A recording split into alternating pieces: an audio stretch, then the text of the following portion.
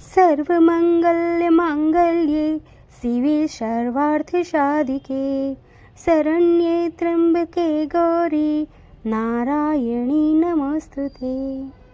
इसका अर्थ है कि नारायणी आप सब प्रकार का मंगल प्रदान करने वाली मंगलमयी माता हो, कल्याणदायिनी शिवा हो, सब पुरुषार्थों को सिद्ध करने वाली, आप शरण ग्रहण करने योग्य एवं त्रिकालदर्शी व वर्तमान भूत और भविष्य को प्रत्यक्ष देखने वाली, तीन नेत्रों वाली व माँ गौरी हो।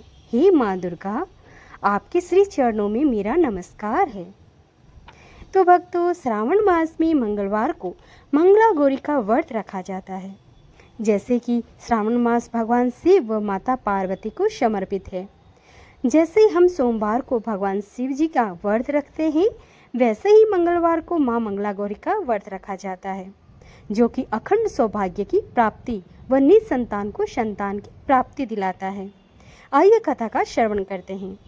पौराणिक कथा के अनुसार एक गांव में धर्मपाल नाम का एक व्यापारी रहता था। उसके पास बहुत धन था। फिर उसने गुणवान स्त्री के साथ विवाह कर लिया, मगर बहुत साल बीत गए, उसको संतान की प्राप्ति नहीं हुई।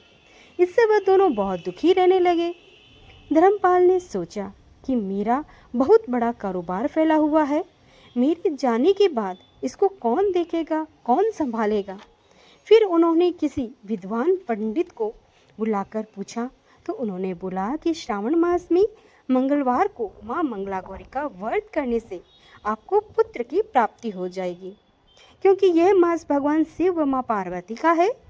इसमें भगवान शिव व माता पार्वती की पूजा अर्चना करने से आपको संतान की प्राप्ति हो जाएगी।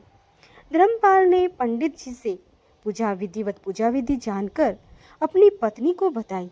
उन्होंने माँ मंगला गौरी का पूर्ण श्रद्धा व भक्ति भाव से व्रत किया, जिससे भगवान शिव और माता पार्वती जी प्रसन्न होकर उनको पुत्र का वरदान दिया। 9 महीने बाद धर्मपाल के यहाँ पुत्र उत्पन्न हुआ। जब धर्मपाल ने पंडितों को उसकी कुंडली दिखाई, तो ज्ञात हुआ कि इसकी अल्पायु है।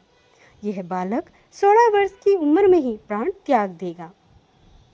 जब धर्मपाल ने पंडितों से पूछा कि इसका कोई उपाय होगा जिससे मेरे पुत्र का प्राण बच सके, तो पंडितों ने बताया कि उसके पुत्र की शादी माँ मंगला गौरी का व्रत करने वाली कन्या से हो जाए तो उसके प्राण बच सकते हैं। बस उसी दिन से धर्मपाल ने गांव-गांव पता लगवाया। तब एक घर मिला जिसमें कन्या की माता माँ मंगला गौरी का व्रत व पूजा विधि विधान से किया करती थी और अपनी पुत्री को भी सुयोग्य वर की प्राप्ति के लिए व्रत करवाया करती थी। जब धर्मपाल का पुत्र 16 वर्ष की उम्र का हुआ, उससे पहले ही उसके पिताजी ने उसका विवाह उस कन्या से करवा दिया।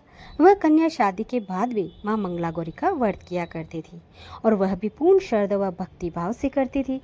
इसी कारण उसको माता के इसी व्रत के प्रताप से वह कभी भी विधवा नहीं हुई। धर्मपाल की बहू को अखंड सौभाग्य की प्राप्ति हुई। इसी कारण धर्मपाल के पुत्र को 100 साल की लंबी आयु प्राप्त हुई। तभी से माँ मंगला गौरी का व्रत का शुरुआत माना जाता है। इसी कारण से सभी नवविवाहित महिलाएं मंगलवार के दिन मंगला गौरी का व्रत व पूजा करती है और पूर्ण श्रद्धा व विश्वास के साथ पालन करती है। अपने लिए लंबी आयु, सुखी व स्थायी वैवाहिक जीवन की कामना करती है।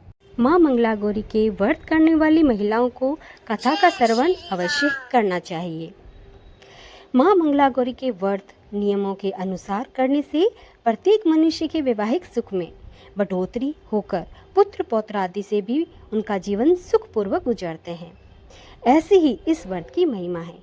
तो भक्तों, यहाँ पर कथा का समापन होता है। जय माँ मंगला गौरी।